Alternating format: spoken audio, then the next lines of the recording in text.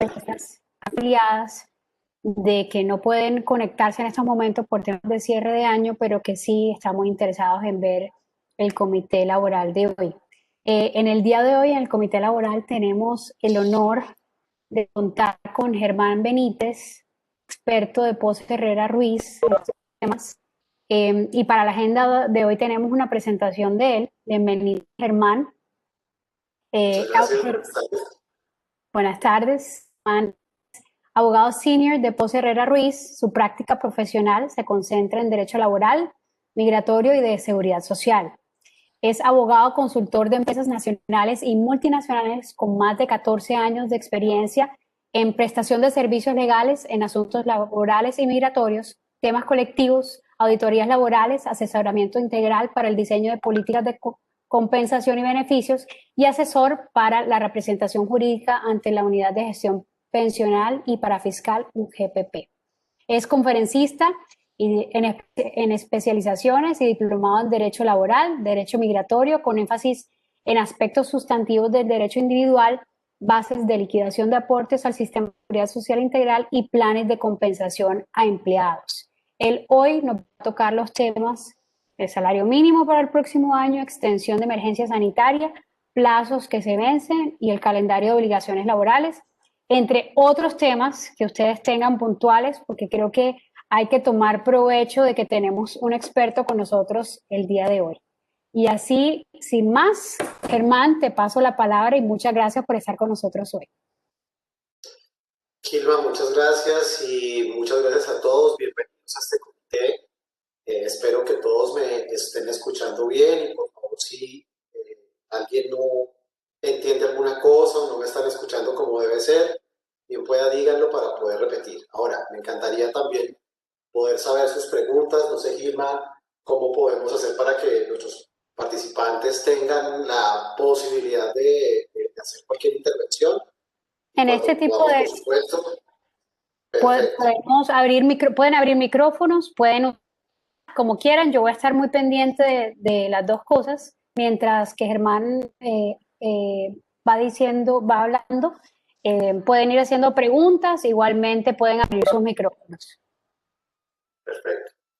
Bueno, la agenda, como lo decía Gil ahorita, la que les propongo que tratemos hoy es primero hacer algunos comentarios sobre el calendario laboral 2020-2021, entendiendo como las que restan en este último mes y que ya muy pronto vamos a empezar a tener algunas obligaciones para continuar con las del primer semestre del 2021, que ojalá sea mucho mejor que el 2020. En segundo lugar, vamos a hablar un poco sobre la fijación del salario mínimo para el 2021. Les voy a explicar un poco cómo funciona el comité que concerta este salario, por qué nunca se logra a tiempo que se pongan de acuerdo y finalmente quién es el que toma la decisión el último día del año. Y por último, y no sobra nunca, es hablar sobre la emergencia sanitaria y la extensión del aislamiento preventivo inteligente hasta febrero del 2021. Como quiera que el pico no lo hemos podido reducir, se ha logrado aplanar la curva ascendente de casos, pero seguimos manteniendo unos niveles bastante altos, lo cual hizo que el gobierno nacional tuviera pues, que extender la emergencia sanitaria. No siendo más, comencemos con el calendario laboral 2020-2021. Miren, realmente este es un tema que es más de recordarlo, de tenerlo muy presente, porque las fechas límites, a pesar de la pandemia, no se nos han movido para nada. Entonces, les presento aquí cuáles son nuestros últimos headlines a final del año, siendo el primero la fecha límite para el pago de la prima de servicios el 20 de diciembre de este año. Y al respecto me quiero referir un poco frente a las empresas que lograron a través del programa PAP el financiamiento de la prima. El hecho de que esta fecha no se ha corrido, salvo que existan circunstancias en las cuales se han llegado a los famosos acuerdos de pago para el pago de la prima, los cuales por supuesto modifican claramente la fecha de pago final. existe y en circunstancias normales, todos los empleadores, estén o no en pandemia, tendrán la obligación de pagar la prima al 20 de diciembre como máximo. La segunda obligación importante de este año es la última entrega de la dotación anual. Como todos saben, en este momento tenemos un estándar de 3 entregas en el año. Por ley se dice que al final tendría que entregarse en el año esas 3 y consideramos que por la misma norma la fecha límite para entregar o bien la última o bien las 3 acumuladas, si es que no tuve la precaución de hacerlo, es el 20 de diciembre, como quiera que es la fecha indicada por norma para lograrlo. La última, y que no es menos relevante, es el famoso Día de la Familia. Día que sé de buena mano que muchas empresas dejaron de cumplir, porque esta pandemia, por supuesto, puso unos desafíos importantísimos en el cómo las empresas podían ejecutar actividades presenciales. Y lo cierto es que el Día de la Familia, que es uno por semestre, no dejó de estar dentro de la agenda de las empresas y tiene que cumplirse en este año a más tardar el 31 de diciembre del 2020. Luego, por favor, los invito a que aprovechen estas épocas de diciembre donde hay diversas actividades para programar este Día de la Familia si es que ya por el segundo semestre del 2020 no se hizo. Por el 2020 son estas las 3 obligaciones finales. Obviamente, si hay obligaciones pendientes o cualquier otra situación que haya retrasado el cumplimiento de alguna que haya sido por el de diciembre, se tendrá hasta el momento particular del 31 para cumplirla. Pero, como cumplimientos naturales, estas 3 serían las del 2020. Tenemos ahora con las del 2021. Y por eso vamos a tocar el segundo tema, que es el del incremento del salario mínimo. Y es, a 1 de enero del 2021, tenemos como empresarios que tener clara el incremento de los salarios, especialmente del salario mínimo y del salario mínimo integral. Recomendación práctica para todos. Cuando yo hago incrementos al salario mínimo, también tengo que pensar si en mi empresa tengo integrales para hacer ese mismo ajuste en ese mismo momento.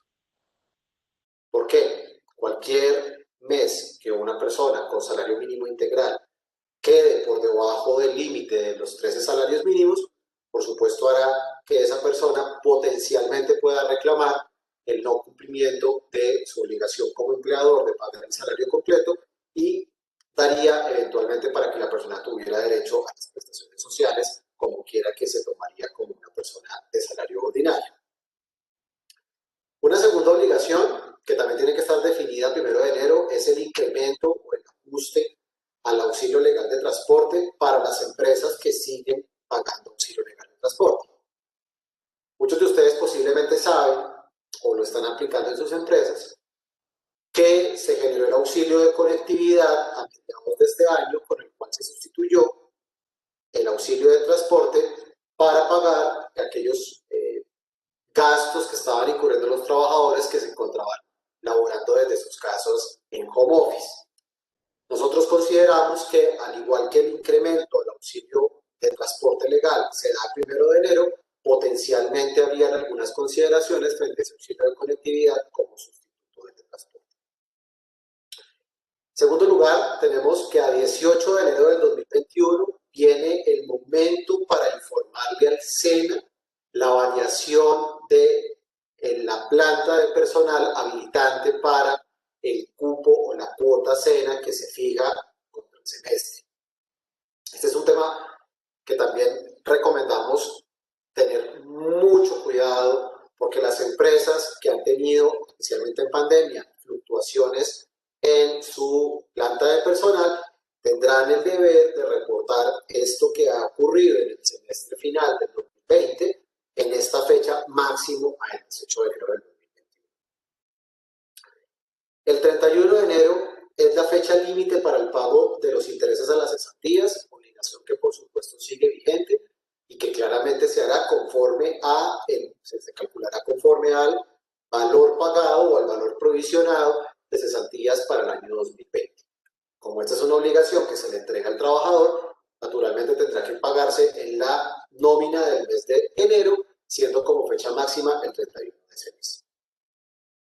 El 14 de febrero, también todos sabemos, es el momento del depósito de las cesantías en el fondo correspondiente al valor que por supuesto se haya provisionado a 2020. Fecha máxima, 14 de febrero, no se ha movido.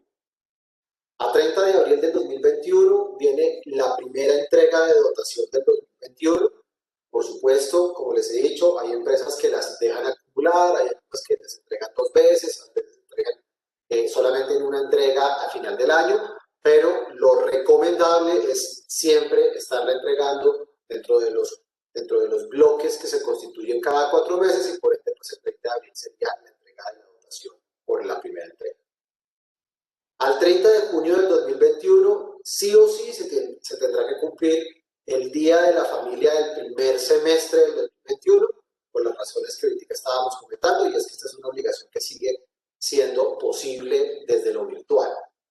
Y aquí me quiero detener un poquito para darles un poco mis comentarios sobre cómo he visto yo que se ha celebrado el Día de la Familia en algunas empresas. Normalmente se reúnen con las cajas de compensación y planean de forma virtual alguna clase de actividad lúdica en la cual se junta la familia de los trabajadores, patrocinado por supuesto por la caja de compensación, y se generan actividades en casa en las que les llegan algunos paquetes, les ponen a hacer algunos juegos, tienen algún nivel de entretenimiento para que pues cada trabajador y su familia pues goce de esa jornada en la que podrá pues naturalmente disfrutar de este día. Que se haga de forma virtual, sin duda alguna es lo mejor. Alguna vez me preguntaron que si tenía que hacerse presencial, la respuesta es no, por favor no lo vayan a hacer porque la idea sería evitar precisamente contagios y este pues no es el momento para estar haciendo reuniones y también por supuesto, y lo vamos a ver, todo lo que son agrupaciones o sitios de reunión donde muchas personas se congreguen, pues todavía no están permitidos por la extensión de la emergencia sanitaria. A 30 de junio del 2021 vendrá el pago de la prima del primer semestre del 2021, fecha que tampoco se ha movido y que por supuesto esperamos que si se llegara a extender el PAP, daría también para algunas modificaciones al pago y al monto de esa prima. Y finalmente, todos los meses se sabe que los empleadores que tengan más de 50 trabajadores, cuya jornada sea de 48 horas a la semana, los empleados tendrán derecho a las 2 horas de la jornada dedicadas a labores deportivas, recreativas, culturales, capacitaciones, cualquier otra de estas, fundamentalmente dentro de lo que es las actividades lúdicas. Esta obligación sigue estando vigente y por supuesto ahora se planeará más de una forma virtual. Si no hay preguntas y no veo que me interrumpan y por favor háganlo si alguien quiere hablar, pasamos a salario mínimo legal mensual vigente. ¿Seguimos? Yo tengo una pregunta. Buenas tardes, Jorge Germán, ¿cómo estás? ¿Cómo está, Carolina? Un gusto. Gracias. También he escuchado, dicen que no se debe hacer, pero he escuchado, sobre todo por el tema de la pandemia, que por lo del Día de la Familia hay empresas que dan el día para que las personas estén con su familia. ¿Eso este año, teniendo en cuenta la pandemia, es posible o necesariamente hay que abrir el espacio de recreación, que es el espíritu de la norma como tal? Mire, la norma realmente, ¿qué nos dice? O sea, le voy a hablar en términos de la norma, porque su pregunta es pertinentísima debido a que es una de esas cosas que nadie entiende cómo se va a hacer. La norma que le dice a uno, le dice, mire, el empleador tendrá que organizar un día de la familia cada semestre. Primero, organizándola directamente. Segundo, organizándola con la caja de compensación. Y si no se puede hacer una actividad, podrá dar el día para que la persona la disfrute con la familia. ¿Sí? El problema es que, pues, muchos empleadores que resultaron haciendo en un principio, pues lo que hacían era que le daban un día más a la persona y casi que se lo computaban por vacaciones. Eso ha generado todo tipo de problemas porque cuando la empresa es auditada y le preguntan a usted cómo cumplió el Día de la Familia, pues no va a tener cómo probar que se hizo de forma masiva.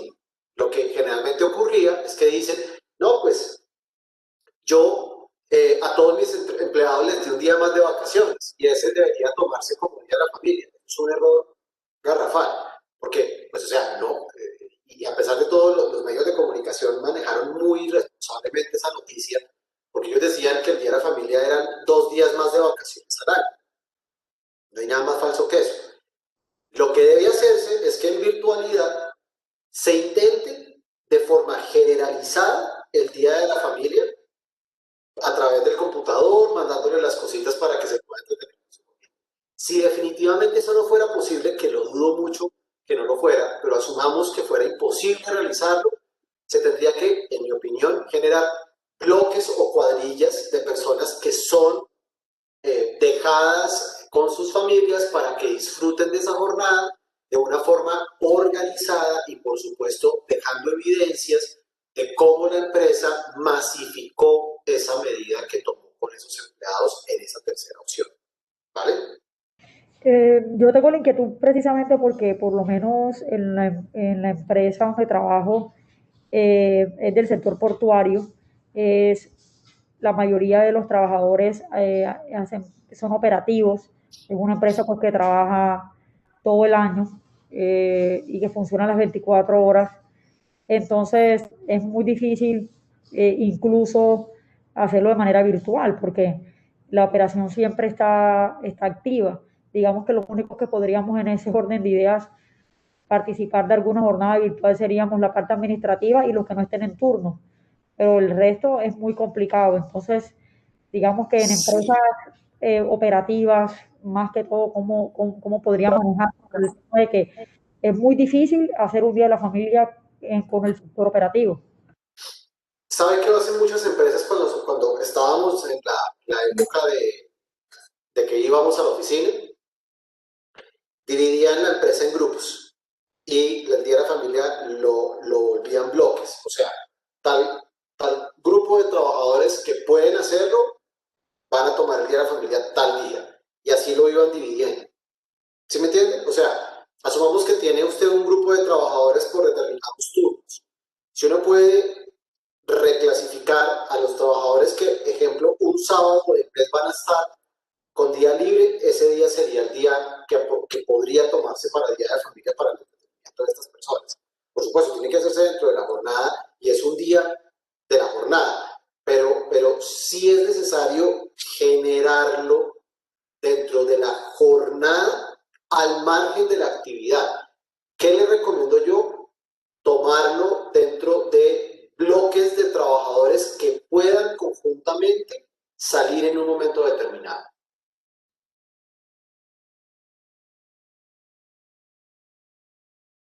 Ok, ok, doctor, muchas gracias. Es bastante difícil cuando vamos a la práctica, pero bueno, Yo sé, ahí lo revisamos. Gracias.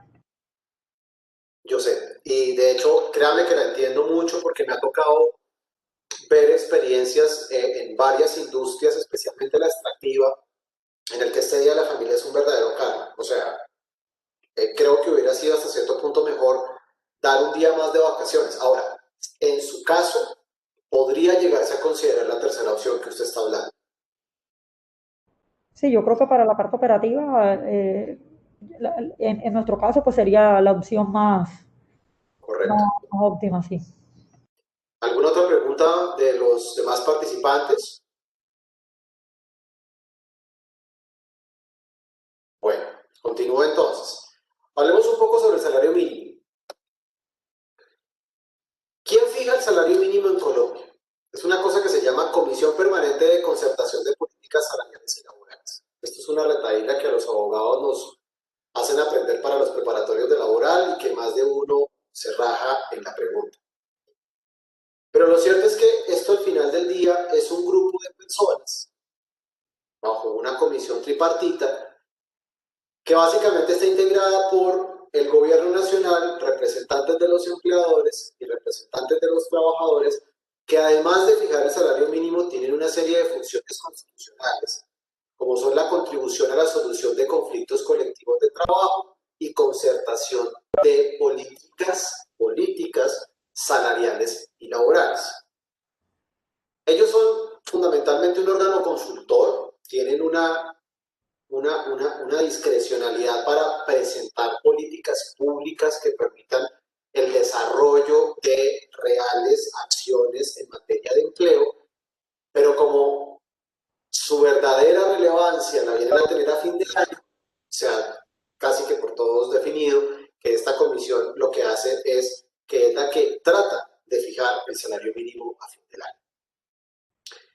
Dicho esto, fija de manera concertada la política salarial y el salario mínimo teniendo en cuenta la calidad de vida de los trabajadores y de sus familias. Esto es lo que en otras partes se llama mínimo vital.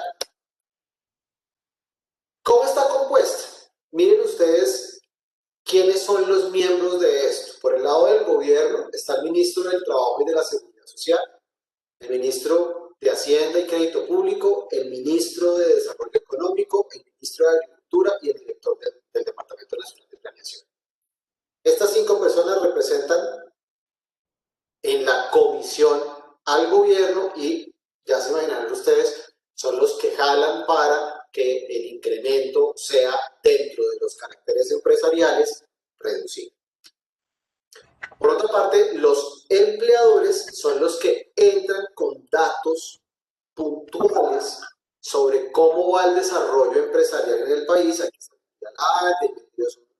montón de gremios y básicamente está conformado para esta comisión por 5 representantes designados por las asociaciones nacionales gremiales más representativas de los empleadores en todo el país en los diferentes sectores.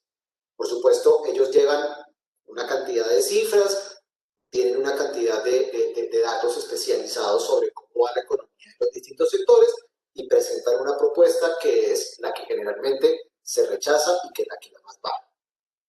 Y finalmente está la de los trabajadores, que está conformada por 3 representantes de las confederaciones sindicales más representativas del país, un representante de los pensionados y un representante de los desempleados para llegar al final a 15 miembros.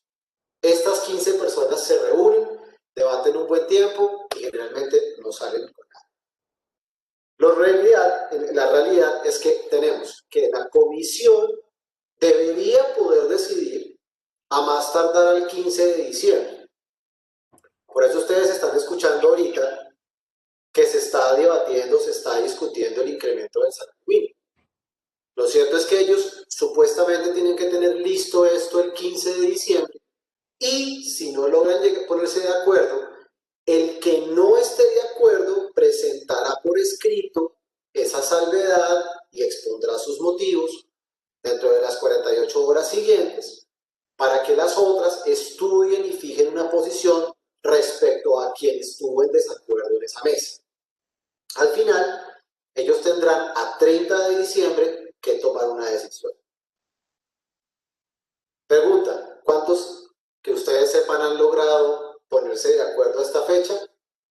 Realmente muy pocas veces.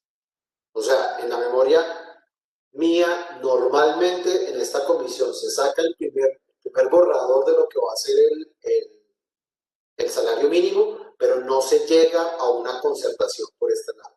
Luego, ¿qué ocurre? El gobierno, y discúlpeme la expresión, a pupitrazo, le toca sacar un decreto estableciendo el incremento del salario mínimo. ¿Y cómo lo hace? Teniendo en cuenta la inflación del siguiente año, la cual es fijada por el Banco de la República, la productividad acordada por el Comité Tripartito que coordina el Ministerio del Trabajo y de la Seguridad Social, es decir, los índices de productividad versus ingreso que se tienen en las empresas, el cual se imaginarán ustedes que para este año va a ser terriblemente bajo. Y la contribución de los salarios al ingreso nacional, el incremento del Producto Interno Bruto y del IPC. Estos son los factores con los cuales el gobierno finalmente saca un valor.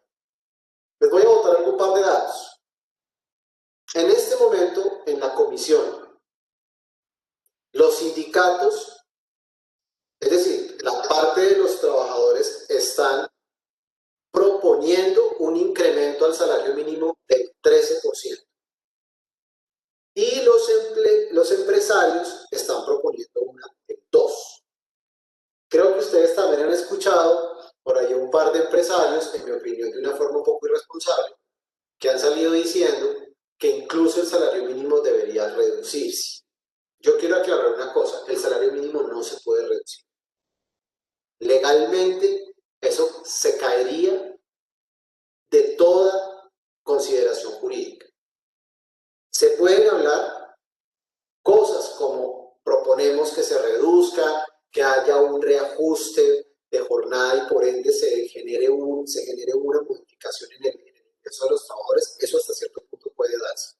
Pero que a nivel de fijación de salario mínimo pueda bajarse el salario, veo que es prácticamente imposible, porque incluso constitucionalmente el derecho al trabajo ahí se vería totalmente vulnerado y por ende un juez de tutela perfectamente podría obligar a un empleado a que lo pague en el mínimo, por lo menos, dentro de los parámetros del 2019 y del 2020, perdón. Conclusión, vamos a estar en una brecha, yo creo, potencialmente cercana al IPC. No se me haría nada raro que estuviéramos hablando de un 3-4% como incremento al salario mínimo. Por supuesto, esto es una especulación completamente personal, pero lo que les puedo decir es que la tendencia en los años anteriores es que siempre ha estado alrededor del 4 del 5% de incremento. Considerando que este ha sido un año de pandemia, lo más probable es que sea un poquito inferior y por eso creo yo que los empresarios han propuesto un incremento del 2%. Ahora, yo les pregunto, ¿un incremento del 2% es bueno, es malo? Esto ya va en consideración a cada cual.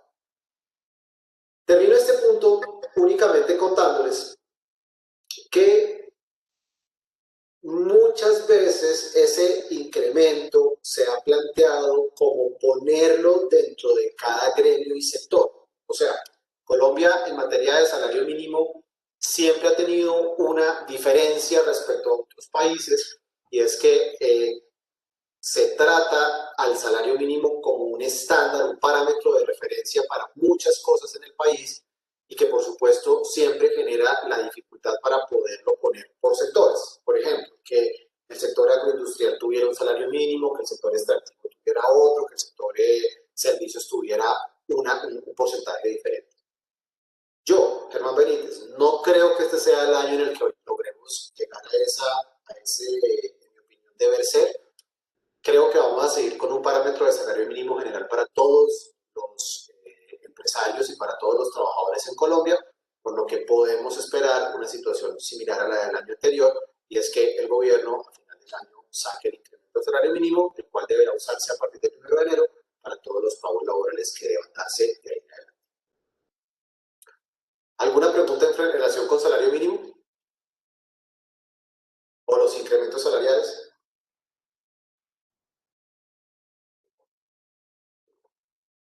Bueno. Finalmente hablemos de emergencia sanitaria. ¿Qué ha ocurrido en este año y qué ha sido básicamente el gran desafío del gobierno del presidente Duque? Es el control de esta pandemia que creo nadie en la vida se iba a imaginar. Ningún gobernante se iba a imaginar que le iba a tocar lidiar con una cosa tan dolorosa como fue esta crisis sanitaria que difícilmente pudo haber estado algún país preparado para asumir. Lo cierto es que el gobierno ha tenido la obligación de estar sacando unos decretos o unas resoluciones o unos instrumentos legislativos con los cuales limite o restrinja las actividades de aglomeraciones públicas por parte de los ciudadanos a nivel nacional y por supuesto a nivel local. Nosotros teníamos hasta el mes de noviembre la medida sanitaria de aislamiento selectivo y distanciamiento individual.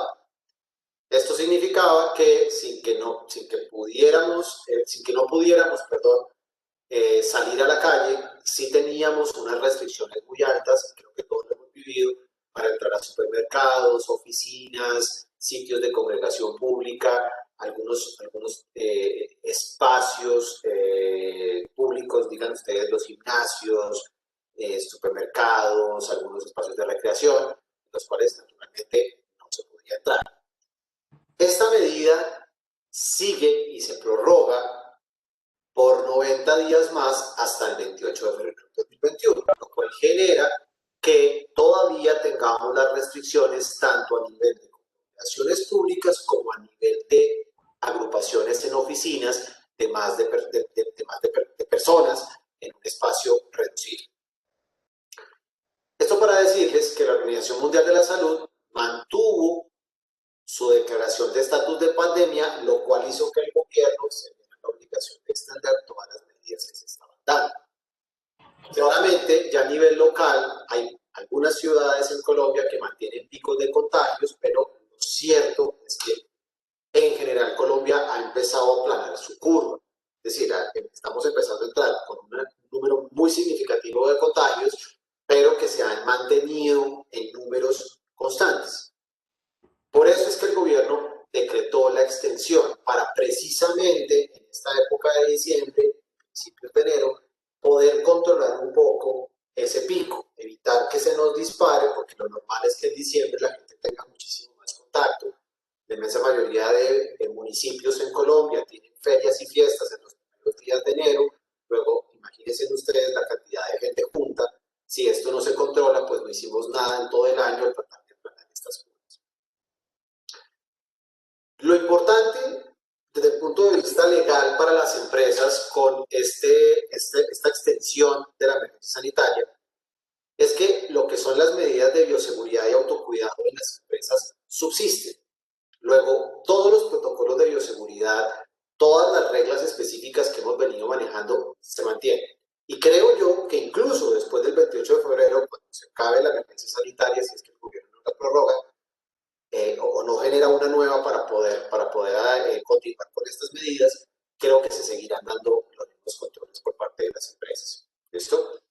Entonces, ¿cuáles son esas medidas vigentes en términos generales que se siguen teniendo que mantener en las empresas? Lo primero, procurar que los trabajadores o los contratistas, cuya presencia no sea indispensable, desarrollen sus labores en las actividades de trabajo en casa o teletrabajo.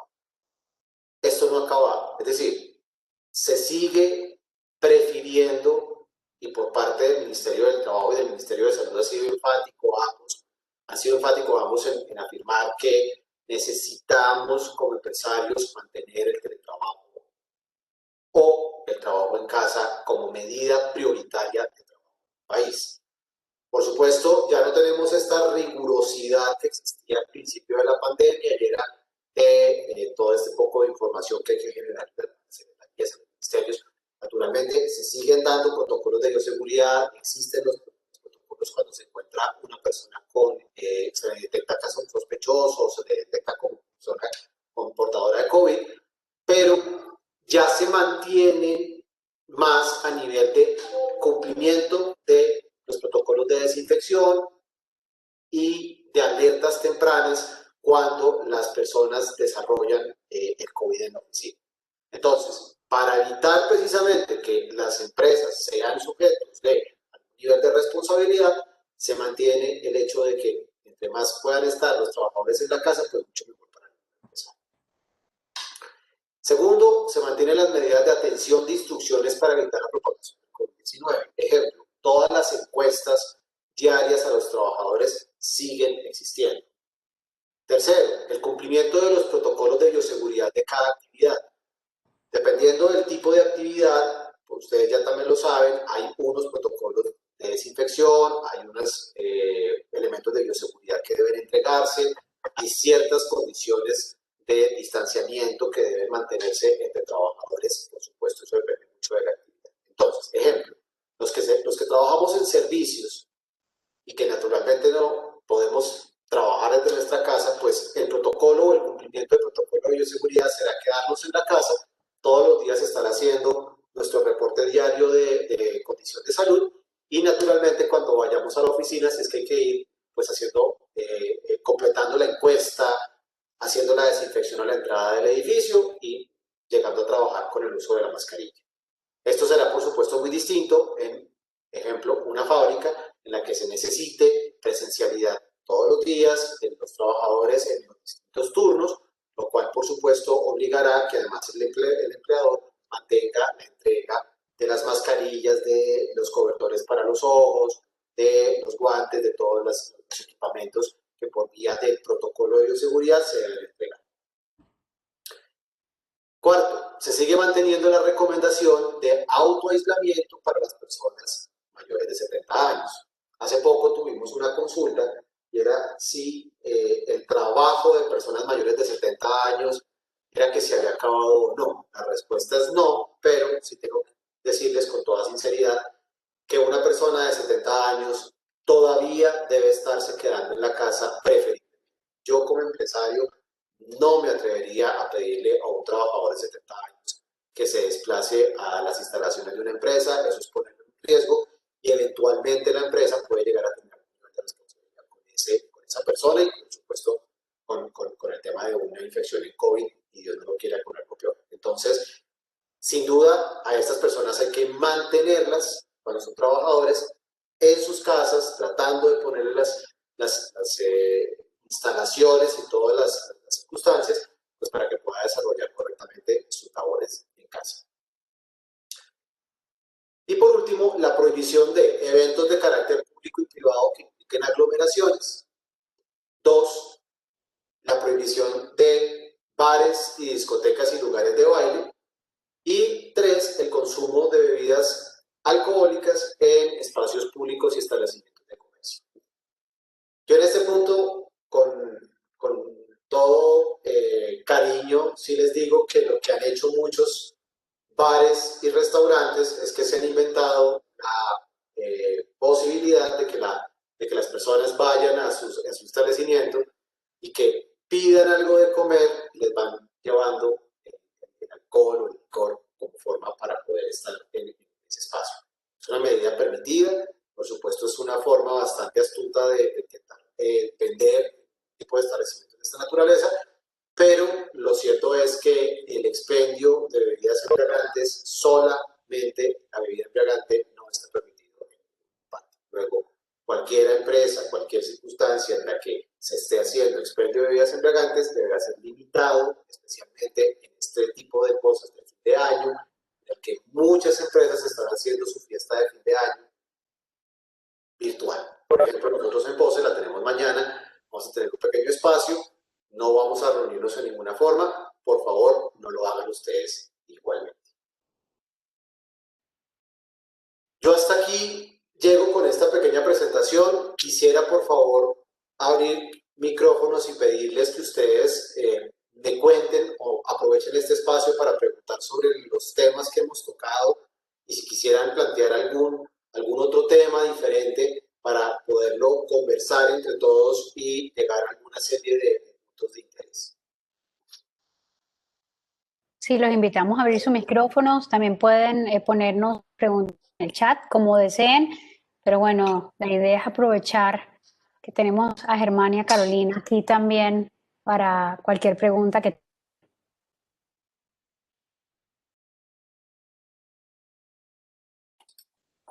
Buenas tardes. Qué pena me uní al final, pero como acaba de decir Gilma, estamos a sus órdenes. Cualquier inquietud o tema que quieran traer, estamos abiertos a escucharlos, hermanos. Muchas gracias por haber ido sobre todos estos temas que creo que son bastante relevantes en la coyuntura actual. Creo que estamos todos muy expectantes en este momento en el país, desde los temas laborales, pues la discusión del salario mínimo y el proyecto de reducción de jornadas que parece tiene mucho empuje y no se descarta sea aprobado. Es importante que sepan que esos dos temas se vienen para el fin de año. Normalmente esas son el tipo de normas, temas que salen el 27 de diciembre cuando la gente está en modo Papá Noel y en enero es que vemos lo que pasó, pero es importante que estén muy alertas porque están pasando cosas significativas. Es probable que el gobierno decrete otra emergencia económica para que hayan decretos de emergencia al final de año. Estamos todos muy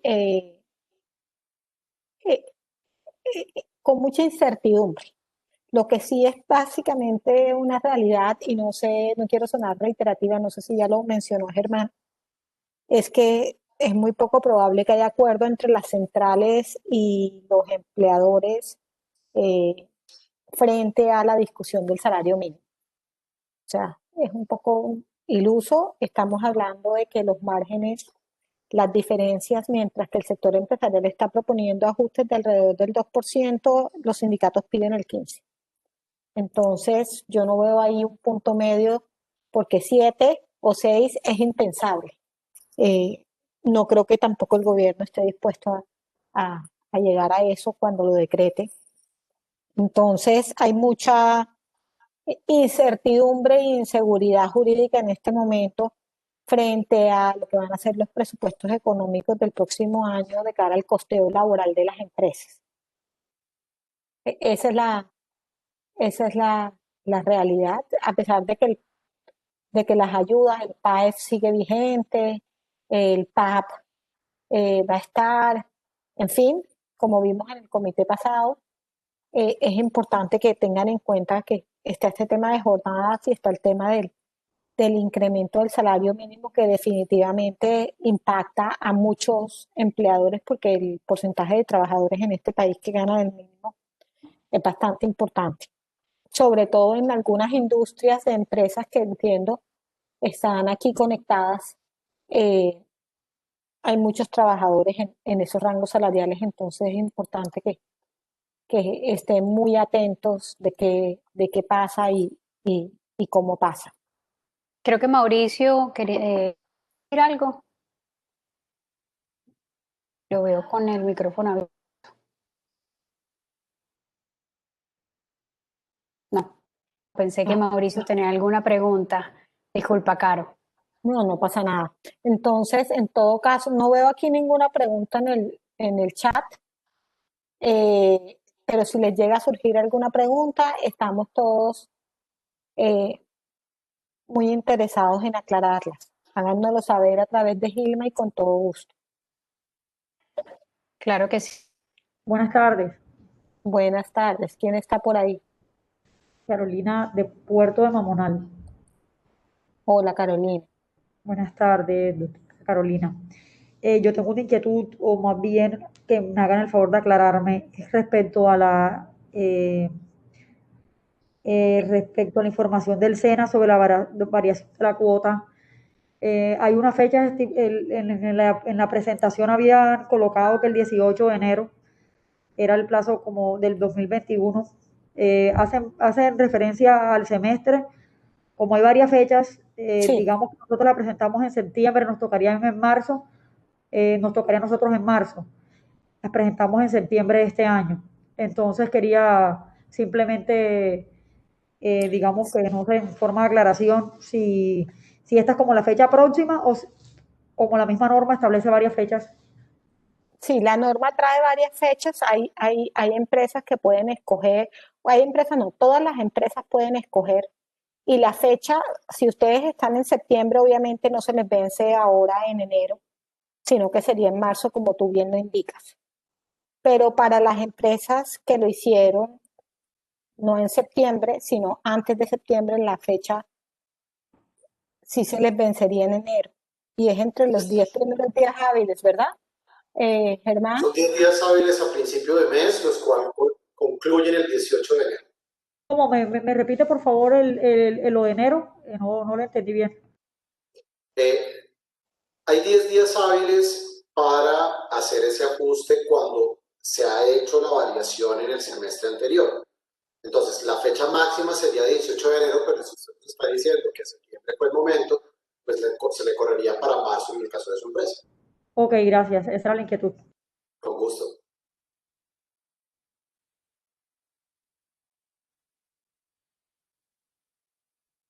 Creo que no hay más por ahora. Sí, bueno, no siendo más, quiero darle las gracias al grupo de Ponce Ruiz. Germán, fenomenal. Creo que ha servido muchísimo lo que hablamos hoy. Creo que para nuestras empresas quedan seguramente muchas cosas más claras para el próximo año. Esa es la idea. La idea es que si les surgen más preguntas, como decía Carolina, me las hagan y yo se las haré se las pasaré a Carolina también. Este comité lo grabamos a propósito porque al final tuvimos 3 confirmados que no pudieron estar hoy, así que yo creo que esto también es otra razón, si la tenemos grabada, para que surjan más preguntas y todas las respuestas se las haremos llegar a todos para que también las tengan. Carolina, Germán, muchísimas gracias por su tiempo el día de hoy. A todos los participantes, a todos nuestros afiliados AmCham Cartagena también por su tiempo el día de hoy. Y ya esta es la última reunión de este año. Ya empezaremos el próximo año con mucha fuerza y seguramente con muchísimos temas que tocar también, no me cabe duda. Espero que todos tengan una excelente Navidad y un feliz año lleno de muchísima salud, que es lo más importante. Muchas gracias. Gracias, Gilma, y lo mismo para ti. Y muchas gracias a este espacio en AmCham Cartagena. Estamos muy contentos de pertenecer a este comité y a todos los miembros del comité, los mejores deseos para este cierre de 2020 tan diferente. Así Porque ha habido de todo. Cuídense Así mucho. es. Bueno, que estén muy bien. Gracias. La felicitación de fin de año y por supuesto agradecerles a todos los participantes y miembros del comité su tiempo y claramente la participación que tuvimos el día de hoy. Feliz Navidad y que todos estén muy bien. Felices fiestas. Bien, hasta luego.